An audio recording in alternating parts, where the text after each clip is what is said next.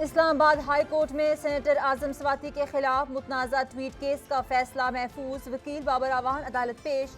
मेरे वालिद ने खत लिखा है, कैसे किसी और को बेंच को बेच दिए।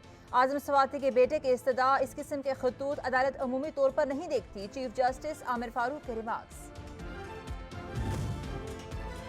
वज़ीर आज़म और आर्मी चीफ कह रहे हैं शदीद मुआशी बहरान है। सिर्फ वज़ीर खजाना को ये बात समझ नहीं आ रही, सियासी, मुआशी और समाजी इस्तेहकाम ही कौमी सलामती है। उम्मीद है इस पर आज कुछ फैसला होगा। शेख रशीद का ट्वीट।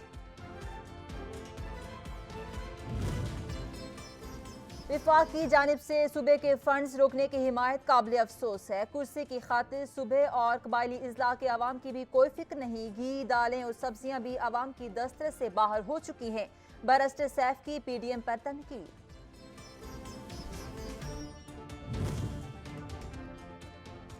हुकूमत का किसानों को नए साल पर महंगाई का तोहफा। यूरिया खाद की कीमत में 190 रुपये फी बोरी इजाफा। कीमत बढ़कर 2250 से 2440 हो गई। पेशावर नोत कदीम में बेकरी में अचानक आग भड़क उठी। हादसा शॉर्ट सर्किट के बायस पेश आया। रेस्क्यू ने बरवक्त कार्रवाई करके बड़े नुकसान से बचा लिया।